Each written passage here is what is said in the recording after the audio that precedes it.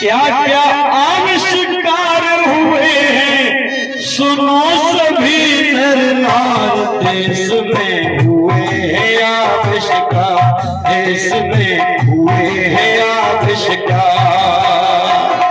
हुए हैं आविष्कार, देश में हुए हैं आविष्कार। क्या क्या आविष्कार हुए हैं, क्या क्या आविष्कार हुए हैं, सुनो सभी नर नार। देश में हुए हैं आविष्कार, देश में हुए हैं आविष्कार।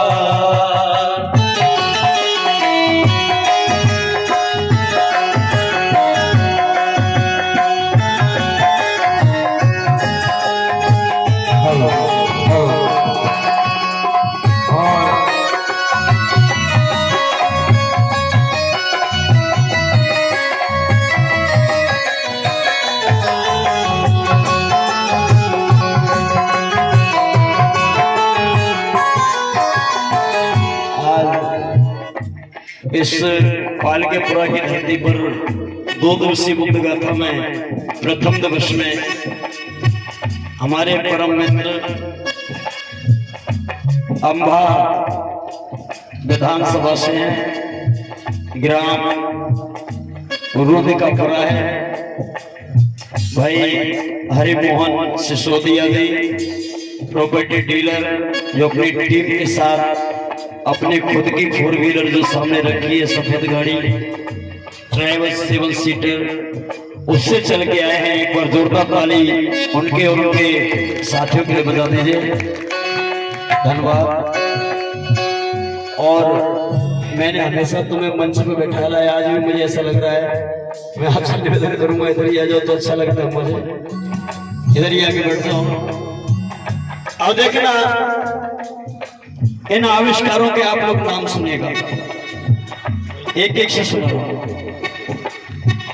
4 वेदों को बनाया, 6 शास्त्रों को बनाया, उपनिषद गीत भागवत मनुस्मृति को बनाया, उपनिषद गीत भागवत मनुस्मृति को बनाया। ऊंच और नीच बनाई, छुआ और छूत बनाई, देव पत्थर को बनाया, बात ये समझ न आई। देव पत्थर को बनाया, बात ये समझ न आई।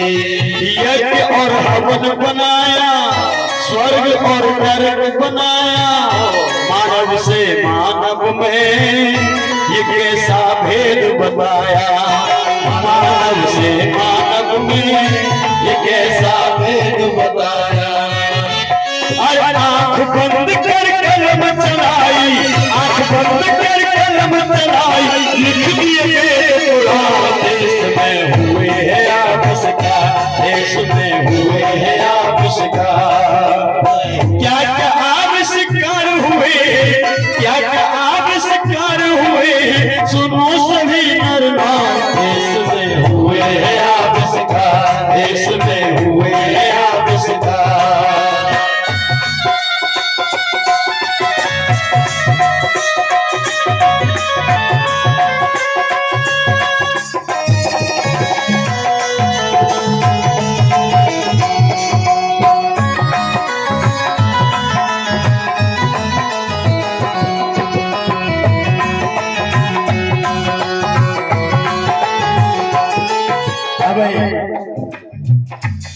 आविष्कार समझ में आ रहे हैं? आविष्कार माने, अगर आप नहीं समझ पा रहे तो आविष्कार माने निर्माण करना, निर्माण करना माने बनाना, पैदा करना। आविष्कार माने पैदा करना। अब समझ में आए। 4 वेदों को पैदा किया और क्या कह दिया कि ये 4 वेद, ये 4 वेद हमने नहीं, ये ऊपर से भगवान ने बनाए हैं। ये 18 पुराण हमने नहीं, ऊपर से भगवान ने बनाए हैं। फिर हमने से पागल ने सवाल किया कि चलो एक बात बताओ, अगर भगवान ने बनाए हैं तो इन वेदों को धरती पे किसने भेजा? तो कहने लगे धरती पे भेजने वाले भी भगवान है।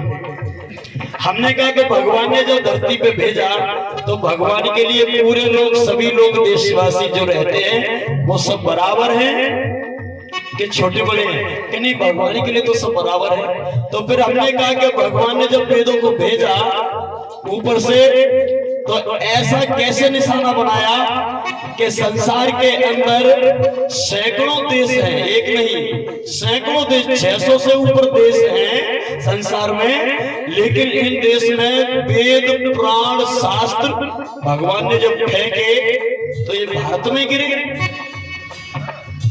अब समझ रहा बात को, ये भारत में ही गिरे, ये पाकिस्तान में, अमेरिका में, भूटान में, जापान में, बर्मा में, थाईलैंड में, तिब्बत में, इराक में, ईरान में, रशिया में, वहां नहीं गिरे, इटली में नहीं गिरे, ये भारत में गिरे। कहने लगे हाँ भगवान ने भारत में भेजा था। मैंने कहा चलो मैं तुम्हारी बात को मान लेता हूँ, भारत में भेजे। तो फिर एक बात बताइए, भारत में 10,000 जातियां रहती हैं, ठाकुर, ब्राह्मण, बनिया, शूद्र रहते हैं, लेकिन वारे भगवान ने 4 वेद वर्ण बनाए, ब्राह्मण, क्षत्रिय, वैश्य और शूद्र। तो जब भगवान ने 4 बच्चे पैदा किए तो भगवान पिता हो गया कि हाँ, तो भगवान के लिए तो चारों पुत्र बराबर होना चाहिए कि हाँ होना चाहिए। तो बता मेरे समझदार भाई, फिर भगवान ने सिर्फ एक ब्राह्मण के घर में वेदों को क्यों पटक दिया और सभी के घरों में वेदों को क्यों नहीं भेजा? ये सवाल सुमन प्रताप बहुत करता है तब से। तो कहने लगे कि यार ये तो पता नहीं है। फिर मैंने कहा ऐसा निशानेबाज तुम्हारा भगवान के ऊपर से ऐसे फेंके पूरे गांव में ब्राह्मण के घर में ही ये वेद घुसते गए, और किसी के घर में, किसी की छत पे, किसी के आंगन में नहीं गिरे, किसी के खेत में नहीं गिरे, सिर्फ उन्हीं के घर में घुसे। उन्हीं को पढ़ने लिखने का अधिकार है। याद रखना, देव आधीन मंत्रणा और मंत्र आधीन ब्राह्मणा, ये मनुस्मृति में लिखा है कि देव आधीन मंत्रणा और मंत्र आधीन ब्राह्मणा, मतलब देवता मंत्रों के बस में है और मंत्र सारे ब्राह्मणों के बस में है। इसलिए जितने भी देवता हैं वो सभी ब्राह्मणों के ही बस में है। वो कहेंगे तो खड़े होंगे, वो कहेंगे तो बैठेंगे, वो कहेंगे लेटरिन को जाएंगे, वो कहेंगे तो डब्बी को जाएंगे, वो कहेंगे तो चुपचाप बैठे रहेंगे। मतलब देवता भी 33 करोड़ देवता भी ब्राह्मणों ने अपने बस में करके रखे हैं। इससे ज्यादा दुर्गति इस देश की और क्या होगी? कब तक रोया जाएगा? अब और सुनो, सुमन प्रताप पौत्र की कलम ने और भी आविष्कार बताए हैं, क्योंकि मैंने पढ़ा है, मैंने उनको पढ़ा है जिन किताबों को तुम्हें पढ़ना चाहिए, और पढ़ के मैंने ऐसी पुस्तकें एक नहीं अनेकों भर के रख दी हैं। आप लोग सुनेगा। अब और बता रहा हूं, वीर हनुमान को देखो, महावीर विक्रम बजरंगी कुमत निवार कुमत के संगीत कंचन वरण विजार सुमेसा कानन कुंडल कुंच देता हास वज्र भरत जाने काने मूल जनेऊ। ये शंकर सुमन केसरी नंदन तेज प्रताप महाजगवंदन क्या है? ये हनुमान चालीसा है। लेकिन हनुमान जी कहां से आए? देखना आविष्कार देखो, वीर हनुमान को देखो, कान से खोज निकाला। कहां से आए हनुमान जी? सभी माता बैठी, बच्चे पैदा पेट से होते हैं, पेट में ही तो बच्चे का निर्माण होता है, कान में तो नहीं होता। लेकिन धन्य रे मेरे देश के कलाकारों, तुमने कान में से हनुमान जी को निकाल दिया। कान में से निर्माण बता रहा हूँ, आविष्कार बता रहा हूँ, देश में कैसे कैसे आविष्कार हुए। वीर हनुमान को देखो, कान से खोज निकाला, हीर से प्रभु राम को पैदा कैसे कर डाला, हीर से रामचंद्र को कैसे पैदा कर डाला, हीर से राम लक्ष्मण को पैदा कैसे कर डाला। अरे चील दोना लेके जा रही थी, ऊपर से गिर गई और वो खीर का प्रसाद सप्त ऋषियों की खीर बनाई और खीर का प्रसाद दशरथ घर ले आए और चारों रानियों को खिला दिया। और चारों रानी खीर से गर्भवती। हम ये कह रहे जैसे लोगों से, भैया एक दोनों से गर्भवती हो गई, मैं 1 कुंटल खीर दे दूंगा, कोई महिला खा जाए गर्भवती होगी, बता दे। अगर एक दो ना सो रही है तो माताओं बहनों शर्माने वाली बात नहीं, बात समझने की है कि इन लोगों ने हमें बेवकूफ कैसे बनाया। ये बात मैं आप लोगों के सामने कर रहा हूँ, ये बात मैं अपनी बेटियों को बिठा के भी करता हूँ, ये बात मैं अपनी माँ के सामने भी करता। आज मेरी माँ दुनिया में नहीं है लेकिन माँ के सामने भी करता था कि माँ बताओ क्या ये संभव है। तो मम्मी भी कहती क्या पागलपन की बात कर रहा, मैंने बात मैं नहीं कर रहा हूँ, पागलपन तो उन्होंने शुरू से कर दिया है, मैं तो पढ़ के बता रहा हूँ। खीर से प्रभु राम को कैसे पैदा कर डाला, खीर से प्रभु राम को पैदा कर डाला। मेल से मंदोदरी रावण की नार बनाई, महिषासुर की माँ भी महिषी भैंस बताए, महिषासुर की माँ भी महिषी भैंस बताए। एक नार से कैसे जन्मे, मंदोदरी कैसे पैदा हुई, डर डर करके मेढ़ की इतनी बड़ी होती और मंदोदरी। अब रावण की पत्नी 2-4 फुट की होगी, रावण भी बहुत लंबा तगड़ा था तो पत्नी भी ज्यादा नहीं तो 6 फुट की तो मान ही लो, और मेढ़ की होती है 3 इंची की। अब बताओ 3 इंची की मेढ़ की क्या 1-1.5 फुट के बच्चे को जन्म दे सकती है? कितनी झूठी, कितना गलत लिखा, मेरी समझ में नहीं आया। उधर भैंस में से अगर बच्चा पैदा हो तो पढ़िया या पढ़ाई तो होगा, मनुष्य पैदा तो नहीं होगा। लेकिन इन नालायकों ने महिषी नाम की भैंस में से महिषासुर पैदा कर दिया। एक एक बात को मैं प्रमाण के साथ बता रहा हूँ, ये मेरी बात नहीं है, उनके वेदों में लिखा है। जब ये सारी चीज मैं पढ़ाता था, ये सारी चीज मैं भागवत में करता था तो मैं खुद ही गिलानी करता था। मैं अपने आप में सोचता था कि इनसे मानव का कल्याण होने वाला नहीं है। मैं इन बहन बेटियों को बताऊंगा कि भैंस में से मनुष्य पैदा होते तो ये कल मेरे ऊपर तालियां लगा करके हंसेगी, मैं हंसी का पात्र बन जाऊंगा। क्या नाम पूछ राजेंद्र सिंह, अनेक सिंह, ये परम आदरणीय राजेंद्र सिंह और अनेक सिंह जी। ये मेरा ये गीत है, गीत का नाम है पोल खोल पुराण। इस गीत का मैंने नाम रखा है पोल खोल पुराण। राजेंद्र सिंह और अनेक सिंह जी ने इस मेरे पोल खोल पुराण गीत पर 200 रुपए का 100 रुपए का पुरस्कार किया है। आप भी जोरदार ताली बजाकर उन्हें मंगल जीवन की कामना करिए। महिषासुर की माँ भी महिषी भैंस बताई, महिषासुर की माँ भी महिषी भैंस बताई। और गजब की बात तो ये हो गई माताओं कि एक नार से कैसे जन्मे, एक नार से कैसे जन्मे पुत्र 7,000 इसमें हुए हैं आविष्कार, इसमें हुए हैं आविष्कार, इसमें हुए हैं आविष्कार। क्या क्या आविष्कार हुए हैं, क्या क्या आविष्कार हुए हैं, सुनो सभी नरनार, इसमें हुए हैं आविष्कार, इसमें हुए हैं आविष्कार।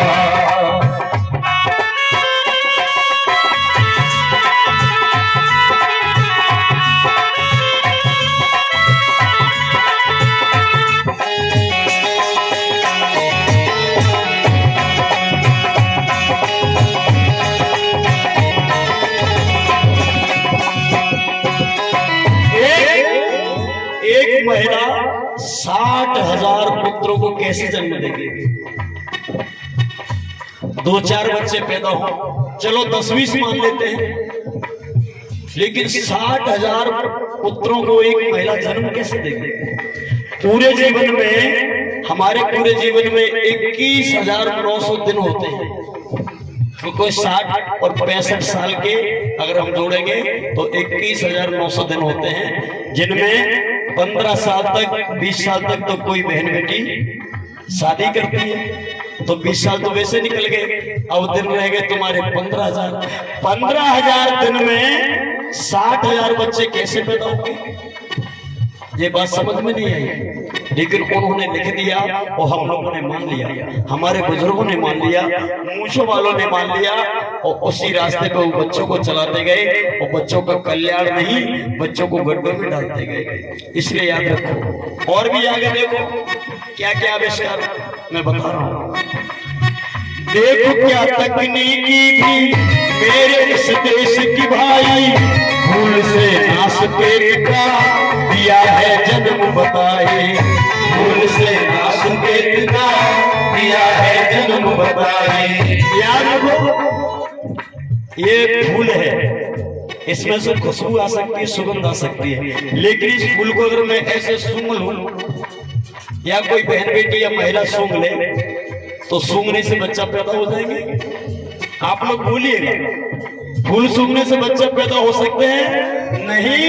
लेकिन रामायण में दशरथ की बहन चंद्रकला ने फूल सूंघ लिया और नासकेत को पैदा कर दिया। किसको पैदा किया? नाक से फूल सूंघा और नासकेत को पैदा किया। और कहां से पैदा किया? नाक से पैदा कर दिया, इसलिए उसका नाम नासकेतु रखा। याद रखो, चंद्रकला नाम था उसका, उसने फूल सूंघने से बच्चे पैदा कर दिए। और हम तो ये कहते भैया उस चंद्रकला ने एक फूल सूंघने से बच्चा पैदा कर दिए। आज सुमन चौधरी तुम्हें 10 पसे फूल दे रहे, 50 किलो ले जाओ, एक हाथ अब पैदा करा के बताओ तो मना करते कि अब नहीं होगा। अब क्यों नहीं होगा भाई? क्यों नहीं होगा? अब क्या कमी है? बच्चे पहले भी पैदा होते थे, आज भी पैदा हो रहे, तो ये फूल से बच्चे पैदा आज क्यों नहीं हो सकते? कहने लगे कि इनका गुरु कोई और है। मैंने कि हमारा गुरु कोई ऐसा वैसा गुरु नहीं है, हमारे गुरु परम पूज्य बाबा साहब डॉक्टर भीमराव अम्बेडकर है। इनकी टक्कर लेना अच्छे बच्चों का खेल नहीं है, बच्चों का भी खेल नहीं। याद रखो, फूल से नासकेत को दिया है जन्म बताए, फूल से नासकेत को दिया है जन्म बताए। और भी देश में उत्तम पद्धति मैंने पाई, एक मानव को सुघर दिया है कैसे बनाए, एक मानव को सुघर दिया है कैसे बनाए।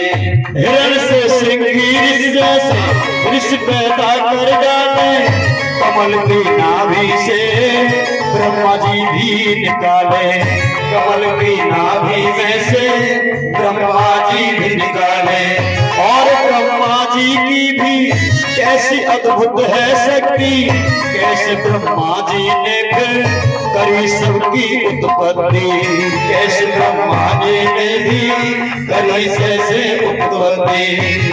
और बिना बीज के कैसे पैदा, बिना बीज के कैसे पैदा कर डाला संसार, जगत में हुए हैं आविष्कार, जगत में हुए हैं आविष्कार। क्या क्या आविष्कार हुए हैं, क्या क्या आविष्कार हुए हैं, सुनो सभी निर्धार, जगत में हुए हैं आविष्कार, जगत में हुए हैं आविष्कार।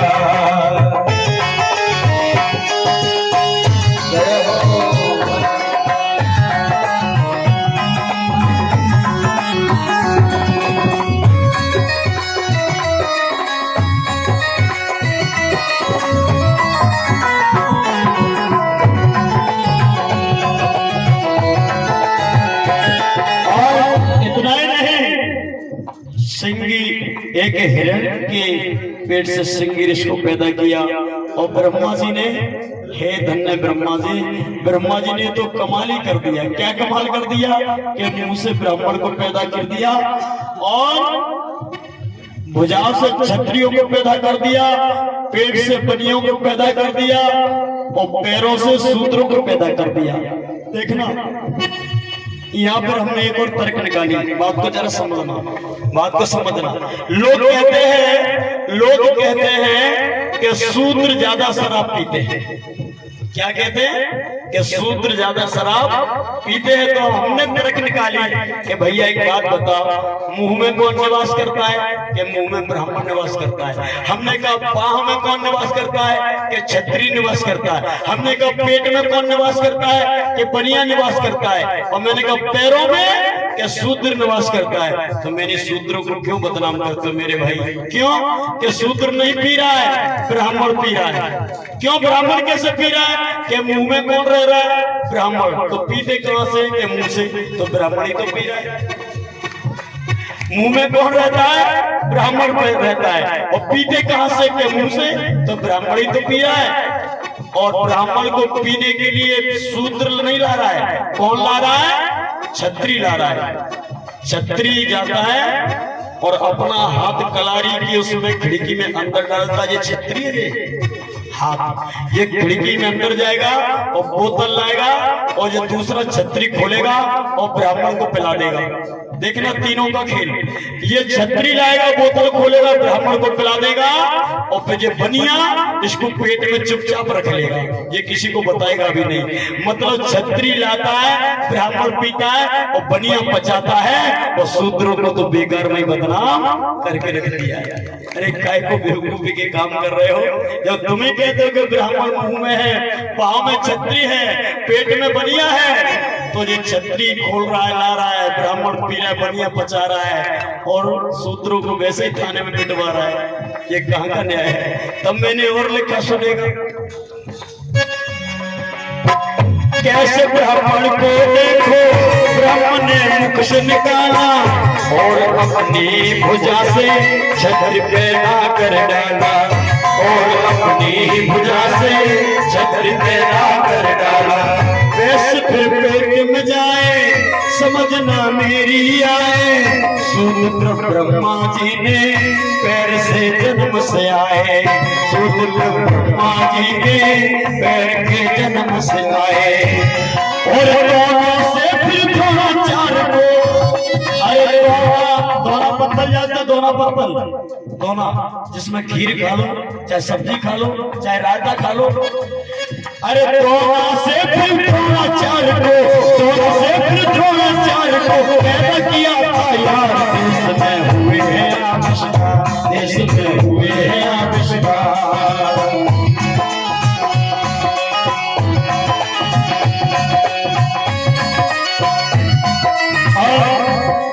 आखिरी में अब ये गीत आपकी तरफ मुड़ गया, और ये गीत महिलाओं की तरफ आ गया। आखिरी में लिखा 4 लाइन, सुनेगा जरा ध्यान से। ये करवा चौथ बनाई, ये भी बनाई है, इसका भी आविष्कार हुआ है। ये करवा चौथ बनाई, कैसी तकनीकी पाई, बिना भोजन के देखो पति की उम्र बढ़ाई, बिना भोजन के देखो पति की उम्र बढ़ाए, बिना भोजन के देखो पति की उम्र बढ़ाए। नीर भोले पे चढ़ाती, पानी भोले के ऊपर को डालते, बोला जैसे हमें वैसे एक सुंदर दूल्हा दे दे। अब भोला दूल्हा कैसे देखो? भोला की फैक्ट्री में दूल्हा अम्बेडकर जैसे नहीं मिलेंगे, भोला की फैक्ट्री में जरा सी और दूल्हा दे वही मिलेंगे, क्योंकि वही खुद ही भूत रहा है, खुद ही पीने वाला, खुद ही नशेड़ी भंगड़ी है, तो तुझे अम्बेडकर कहाँ से दे देगा? बोला कि फैक्ट्री में जाएगा तो नशेड़ी, कबाड़ी, जुगाड़ी, भूतना तो मिलेगा, और बाबा साहब की फैक्ट्री में आएगी तो कोट पैंट टाई वाला पढ़ाने का पति मिलेगा। फैसला तेरे हाथ में कि तुझे भूतना तो चाहिए कि बाबा साहब जैसा पत्थर का आदमी चाहिए, फैसला तेरे हाथ।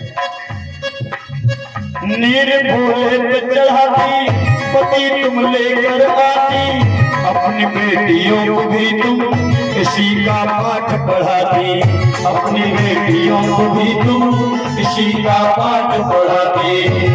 और इन झूठी बातों से देश का, और इन झूठी बातों से देश का होगा समन कल्याण। देश में हुए हैं आविष्कार, देश में हुए हैं आविष्कार। क्या क्या आविष्कार हुए हैं, क्या क्या आविष्कार हुए हैं, सुनो सभी दरबार में हुए